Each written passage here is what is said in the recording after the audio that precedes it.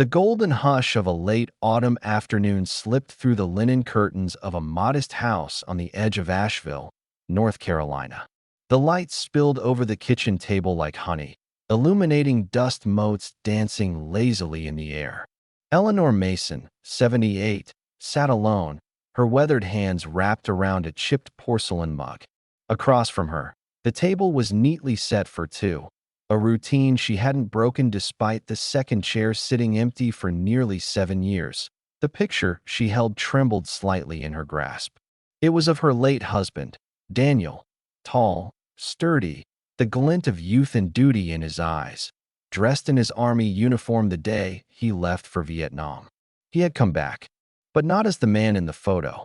And now, not at all. The silence that had grown louder with each passing year now blanketed the house like thick fog.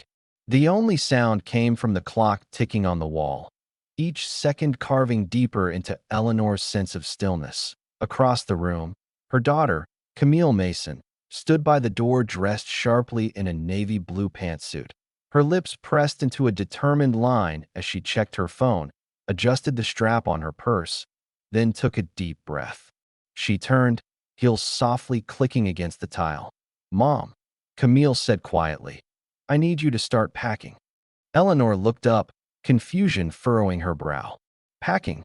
"Yes," Camille replied, more carefully now. We're leaving tomorrow morning." "Leaving? Where exactly are we going?"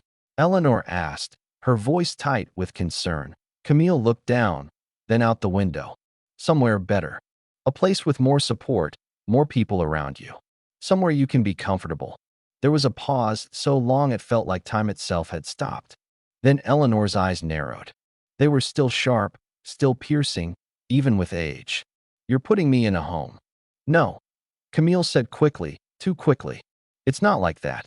I just think." She paused, exhaled, then dropped the pretense. "I just think it's what's best, Mom. You've been alone for too long. I worry about you. It's not safe for you to be here all by yourself, and I can't be here all the time." Eleanor rose, slowly, gripping the edge of the table to steady herself. Her voice was brittle. "So I'm a burden now?" "No," Camille said, her voice cracking. "You're not.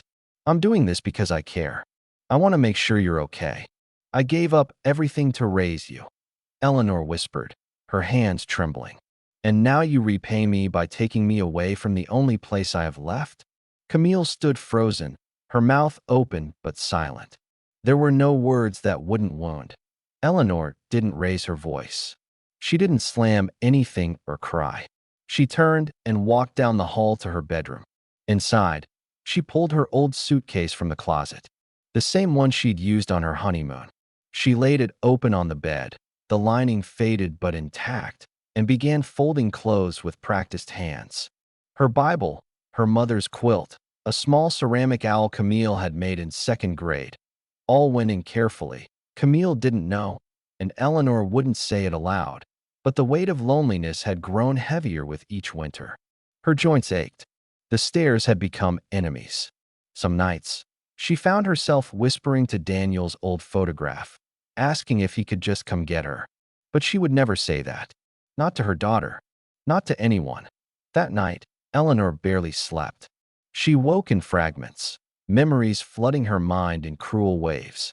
The taste of lemon bars Daniel used to love, the echo of Camille's little girl laughter in the backyard, the feel of the carpet beneath her feet when she had danced barefoot one evening just to feel young again. All of it kept her awake. By morning, the sky had turned a soft gray. The kind of quiet morning where the world seems to hold its breath. Camille arrived just after sunrise. She helped her mother into the car with care, her every movement gentle. But Eleanor didn't speak. She stared ahead, the suitcase resting in the back, its zipper barely closed over the remains of a life. The drive stretched long and slow. They passed familiar landmarks, churches, schools, the diner where Eleanor had once waitressed before Daniel came home.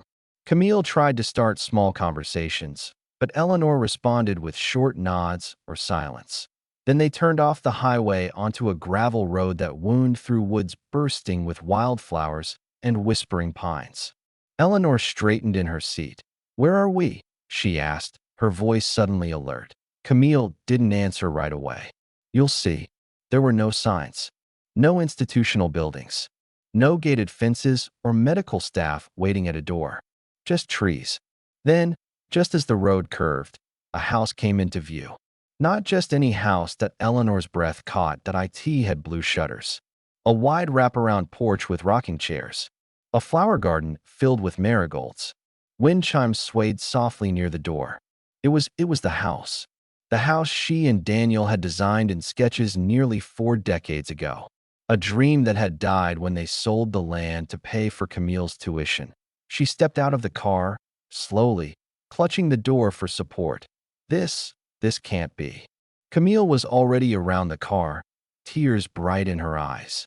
"It is. I found the old property record. Bought it back. And I used your drawings, Mom.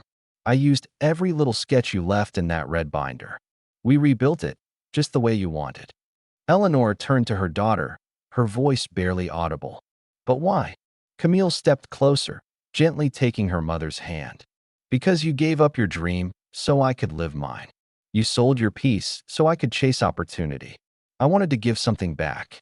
Eleanor looked at the house again. The breeze caught the edge of her coat. Sunlight flickered off the lake beyond the yard. The view was breathtaking, peaceful, calm, as if the earth itself had remembered what Eleanor had almost forgotten. They walked up the porch steps together. Inside, the scent of polished wood and lemon oil filled the air.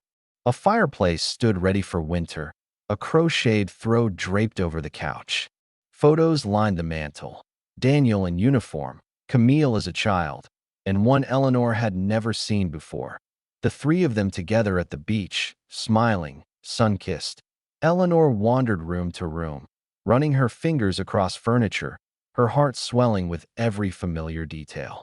In the back bedroom, a rocking chair sat by the window, overlooking the lake. She turned to Camille, who had been quietly following her. "I thought you didn't want me anymore," Eleanor said. Camille's voice cracked. "Mom, I've always wanted you. I just didn't know how to show it." They embraced, not like strangers reunited, but like roots rediscovering the soil they belonged to. In the weeks that followed, Eleanor blossomed. She tended the garden with joy, coaxing life from the earth as she once had from a struggling household. She baked bread again, the smell drifting through open windows. Jazz played softly in the evenings while she and Camille sipped tea on the porch, watching the sky shift into purples and golds. Neighbors dropped by, some curious, others remembering Daniel from years past.